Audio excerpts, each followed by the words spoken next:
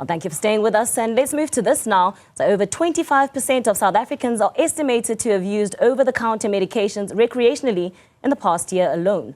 Now, this alarming statistic highlights a growing concern of the misuse of readily available medications. Experts attribute this trend to a number of factors, including economic stress, limited access to healthcare, and the increasing burden of socioeconomic and psychological pressures. Now, joining us in studio is a representative from the Professional Provident Society, Motshabi Nomvethe, to discuss this concerning issue and its potential consequences. Motshabi, thank you so much for joining us here in studio. And perhaps a good place to start would be to talk about what is over-the-counter medication and opioids for those who might not be familiar with the terms. Thank you so much, Andy. The first thing is over-the-counter medicine is medication that does not require a prescription by a healthcare professional. So it's easy to get. You get it at pharmacies, you get it at supermarkets, you even get it at garages. So it's medication that is quite easily accessible. It often is used to treat things like pain, to relax your muscles. You know, the typical headache. We all get a headache every once in a while. You pop a tablet and you should be okay. Opiates, on the other hand, are also, you can find some of them over the counter, slightly stronger, and can be treated for stuff as hard as from a headache to cancer and everything in between. Some is prescribed, some is not prescribed. But the impact of that is that, or at least the purpose of them is really just to obviously manage pain. The problem that we are seeing now is because they are so easily accessible and they don't necessarily require a prescription from a medical doctor, we tend now to be finding that people are now overusing that because it helped me out once before, I get that same medication, even though the symptom itself persists. People are now not seeking medical help to rather treat the root cause of the problem. And we're seeing somewhat of a trend then increasing in terms of the dependency on opioids and over-the-counter medication. If you're looking at what you've observed over the years, dating back to 2007, when it was just down to 0.1% in South Africa, and what we're seeing now over the last year, 25% of those are using it recreationally. What did you attribute this to? We attributed a lot of it to a lot of societal pressures. And there's two sides to this. There's those people who are probably in employment working, but probably working overworked, feeling burned out, and finding ways to cope through taking over-the-counter medications.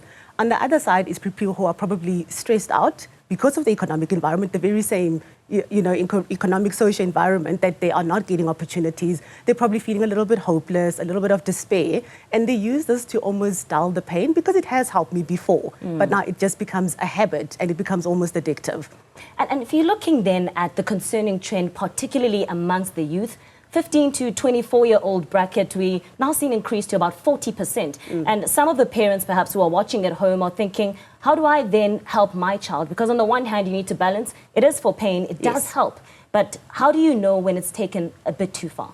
The first thing I always say is read the packet insert, because in the package insert at least, because then it will tell you, do not use this continuously for more than X dates. So for example, parents of young children who might be studying, who might be in matric or even in university, if you are now suddenly relying on this just to be able to fall asleep at night, to manage exam stress or school stress and all the stresses that young people find themselves with, then you need to be asking yourself the question, then, is there not something more to this? Because then it goes beyond treating and managing pain. It probably then is something more psychological that we might need to look into. And bringing that's a very important component to also discuss, because part of why people use this, because I'd rather self-treat and self-medicate versus speaking to somebody, because that somebody might be a healthcare professional who might be a counselor, a psychologist, or a psychiatrist. But because there's still so much stigma around that, I'd rather just self-medicate, treat myself, hopefully nobody sees anything wrong with me, smile and wave, and just show up at work when I'm actually battling with a whole lot of things that need to be unpacked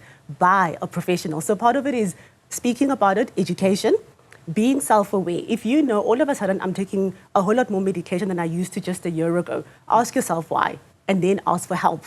And then obviously have a supportive environment that will give you the type of support and help that you need to get you through whatever you're getting through, to be able to stop the reliance on those medications. And we're going to get into those underlying issues in a bit, but I want to go back to whether or not there's enough being done to warn people of the dangers, because you talk about the package inserts within the medication, but it's also something that's simply readily available. If one's thinking codeine, it's in cough mixtures, children can drink it as well. Do we understand the dangers? Because we know with the hard medication, the injectables, people know that if you're taking heroin, for instance, it's very dangerous, but the same doesn't seem to be the case with the over-the-counter medication. You're very right. I think the perception is that over-the-counter medication, because it is so easily accessible, it is less harmful.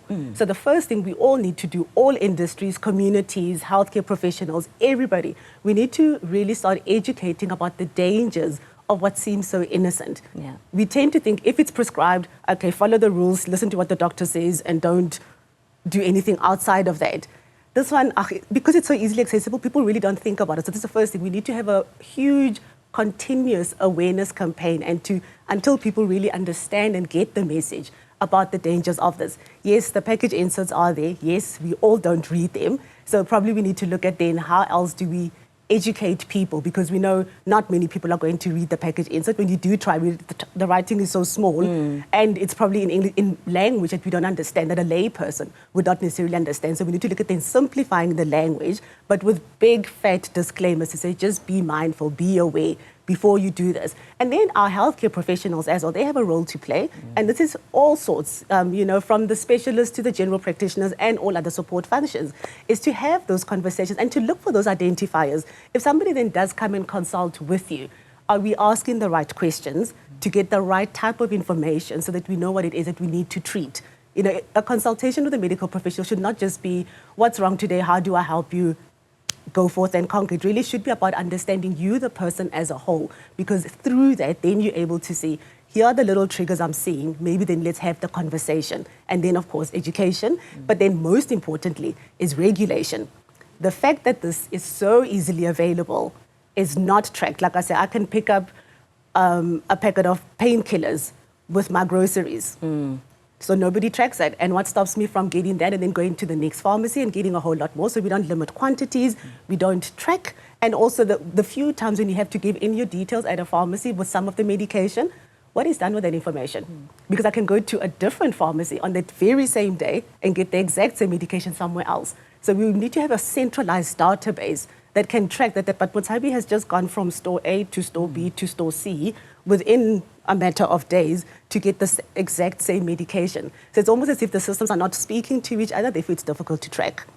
Let's talk about those underlying issues then, because we did see that it's possibly due to those socioeconomic factors, some suffering from stress and depression and the likes. So for someone who's watching and going, well, I've had dependency on these opioids and over-the-counter medication, what other alternatives are there to address the underlying issue and perhaps deal with the problem then at its root? It really is about speaking. So firstly, identify that, look, I could have a problem. I probably am relying too much on this medication. That's the first thing. Because once you identify that, you're able to ask for help. And that help has to come from family, those close to you, employers, if you do work, if you happen to work, and then obviously your healthcare professional, churches, communities. There's surely somebody who you can speak to, because there's something that's triggering that.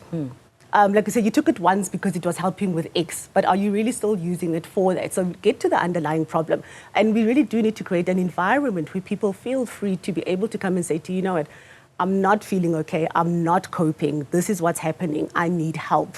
And that's about destigmatizing mental illness. And it's not necessarily mental illness, it's about mental well-being. And we also need to change the narrative that let's rather look after you, the whole person, rather than having a problem later on when it is then a mental illness. So it's about having people that you can speak to, people that you can trust, and saying that it is okay to not be okay. And to have those conversations. I think the more of those that we are able to have and that we do encourage, the less people will start relying on it. Because the first thing is me coming to you and saying, oh, Andy, I've got a problem. I seem to be relying on this medication. But when I look back, it's because there's some other issues that I'm struggling to deal with or that I'm not dealing with because maybe the environment does not allow me to. Maybe there's so much pressures for me at work that I feel I need to be always on. Therefore, this is what helps me to cope. But something needs to say to me, stop and have the conversation with the right people to say, I am not coping. And because I'm not coping, I'm now leaning towards this.